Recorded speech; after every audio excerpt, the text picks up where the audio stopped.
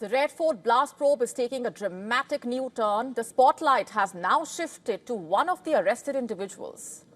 Dr. Shaheen, a former medical professor, was allegedly plotting to build a suicide squad to carry out coordinated terror attacks across India under Jaish-e-Mohammed's banner.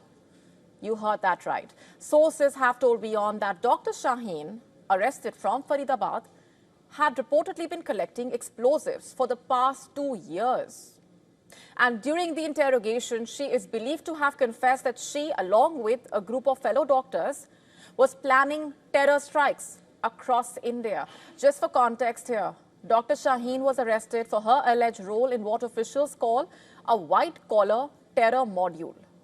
Basically, a network of educated professionals allegedly working to revive sleeper cells in India. And the investigators believe that her role could be a big link in the chain after bomber Umar, who is suspected to have driven that Hyundai i20 that exploded near the Red Fort on Monday. And sources saying Shaheen's task basically was to create a suicide bomber squad, using her credibility and background to expand the terror network's recruitment base. The daughter of a retired health department employee, Dr. Shaheen is now the face of that terror plot, with links possibly stretching from Faridabad to the Red Fort blast site in Delhi. And the investigators suspect the Faridabad module may be linked to that car explosion that killed at least 8 people and injured 20 others. What's more, the investigative agencies believe that Sadia Azhar, the sister of Jaish-e-Mohammed founder Masood Azhar, who heads the women's wing in Pakistan, may have directly assigned the task to Dr. Shaheen. Sadia's husband, Yusuf Azhar, was in fact one of the masterminds behind the 1999 Kandahar hijacking. Security officials say Dr. Shaheen was in contact with handlers across the border through secret social media channels, tasked with expanding Jaish-e-Mohammed's recruitment base by mobilizing sympathizers to support the terror group's activities in India. Now, all of these details coming in as the Indian investigative agencies probe the deadly Red Fort blast that has put the entire country on edge.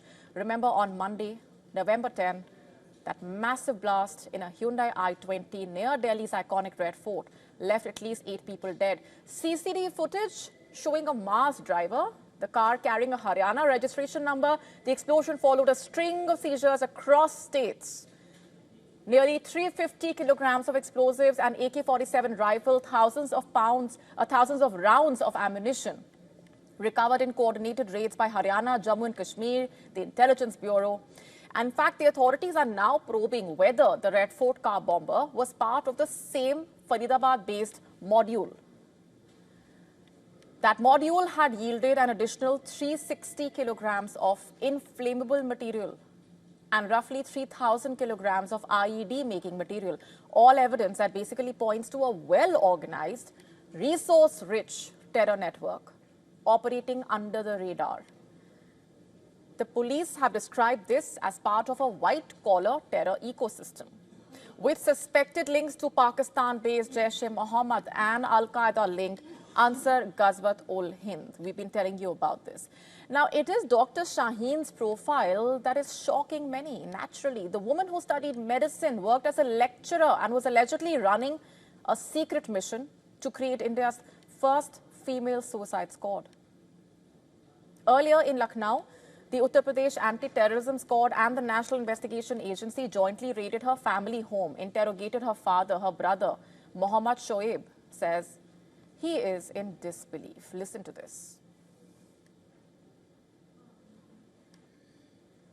नहीं, हमारी समझ से देखिए बिल्कुल सीधी बात है कि इन गतिविधियों में हमारे भाई बहन बिल्कुल लिप्त नहीं है। 4 साल से मतलब मैं संपर्क में था, उसके बाद ये 4 साल के बाद ये मैं संपर्क में नहीं डॉक्टर परवेज जो यहाँ नहीं आते थे।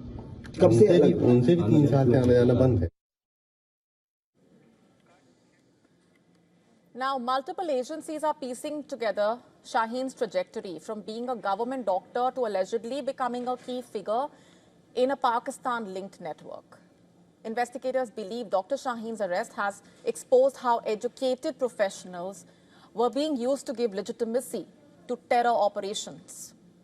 For now, the way things stand, Dr. Shaheen's arrest is being seen as a turning point in this investigation, a case that's revealing how terror networks are evolving from traditional camps to what the authorities now call white-collar terror. Educated professionals, doctors, individuals with access, credibility, so-called credibility, and reach, allegedly turning to extremist networks in such a way. And the woman once known as Dr. Shaheen may have been plotting India's first pan-national suicide squad. The probe is continuing, of course, with the NIA, the Delhi police, Jammu and Kashmir police coordinating across states in India to try and dismantle what appears to be one of the most sophisticated terror modules uncovered in recent years. And our correspondents on the ground have been tracking those developments very closely. Take a look at these reports sent by our correspondents. I'm reporting from outside the Al Falah University. This is the university from where Dr. Muzammil, Dr. Umar, Dr. Shaheen, they all worked here. Dr. Umar is at large. The other two have been arrested along with a number of other doctors who all find some kind of a link back to this university. This university has been in the center of the storm ever since the blast outside the Red Fort on the 10th of November. Just 500 meters from here is the storeroom where at least 2,900 kilograms of ammonium nitrate, explosive material, was found hours before that Delhi blast. As we speak, the NIA, the UP ATS, the Haryana Police Special Cell, the police officials from Delhi, they're all inside in this university and the search is going on. We've seen number of cars, even from Jammu and Kashmir, the police officials there. They are here in this university searching the campus and the probe is continuing. We will be tracking this very closely. For now, that's all. I'm Shivan Charna reporting for WION World is One with Ajit, camera person. Jammu and Kashmir police have intensified their operations across the Kashmir Valley after the Faridabad terror module bust as well as the Red Fort blast. Jammu and Kashmir police carried out multiple raids across various parts of the Kashmir Valley and around 3 doctors were picked up in connection with the Faridabad terror module bust for questioning. The family members of Dr. Muzammil were also picked up for questioning by Jammu and Kashmir police.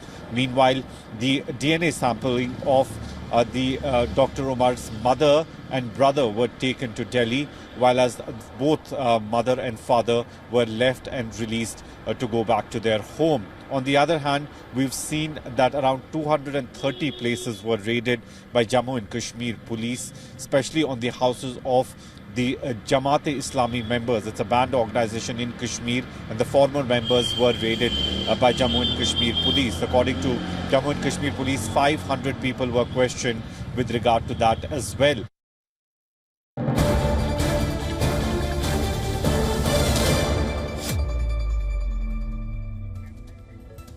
All right, while we will keep keeping a close eye on the latest coming in, more breaking inputs coming in right this minute on the Delhi blast probe in what is being said to be a sleeper cell crackdown.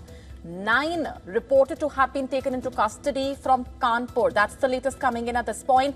All learned to be linked or associated with Dr. Shaheen in some way or the other. We just told you about the investigation focusing on Dr. Shaheen's role as well. Now, her husband, who has said that she separated after she wanted to go abroad, if she visited abroad, and the purpose, all of these under investigation as well. Let's go straight across now to our correspondent Dharamjot Kaur, who's been tracking those developments. What more can you share with us at this point? Well, Molly, this is an increasing crackdown. The one in Kanpur, as you just mentioned, where 9 have been detained. This has come just a day after 7 were detained in Lucknow. Now, it's important to note here, when I was on ground on the day that the explosion happened, UP ATS officials had reached just within hours of that explosion at 6:52 p.m. on Monday evening. So the anti-terror squad from Uttar Pradesh has been very, very deeply involved in the investigation since the word go. Now, it remains to be seen how far this expands further into different cities and states. We've seen a crackdown in Lucknow. We're seeing one in Kanpur right now.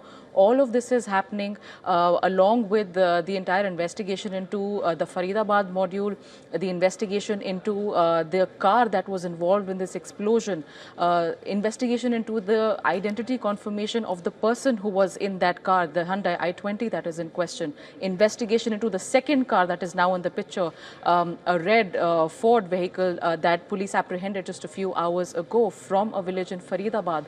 So there's a lot of crackdown that's happening simultaneously as it's all hands on deck with several agencies involved in this particular investigation. But as you rightly pointed out, all of this is now being linked back to Dr. Shaheen, the one that we just spoke at length about. Now, there's not a lot of information that's coming from her family because in terms of her ex-husband, they were divorced more than 10 years ago. There's not a lot that he knows about her presently. The brother, as you mentioned, has not spoken to her in years. The parents just occasionally checked onto her, checked on her for her well-being. So there's not a lot that we're getting from the family front. But as the investigation goes further, we're learning that more and more cities, more and more pockets across not just Uttar Pradesh, but also other parts of the country, there is a simultaneous crackdown happening, because now the question is not just about what and why and how the explosion happened near Red Fort. The question is also about how widespread this entire network is, for how long it has been functioning. Now, just to give a little bit of context here, Molly, a lot of dates have been in circulation now as the probe goes on further. A lot of significant dates like 26th of January from this year, that is a date that is being taken into consideration. Maybe there was a plan to have an attack around that time.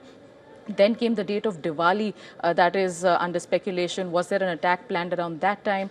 The date of December 6th, which is yet to come, which is the anniversary of the Babri Mosque demolition, that date is also doing the rounds as a possible angle of investigation in terms of understanding were this nexus planning an attack during this period of time. So all of those are still questions. There's no formal statement. There's no confirmed answer to these questions yet. But all of these angles, all of these possibilities are currently under probe to understand what exactly was the intent and magnitude of the blast that was planned, because we still don't know if the explosion that happened on Monday evening happened as per plan or was it an accident, Molly. Right. We're leaving it there for the moment. Thanks very much for those updates for now. To stay up to speed with the latest news, download the WION app and subscribe to our YouTube channel.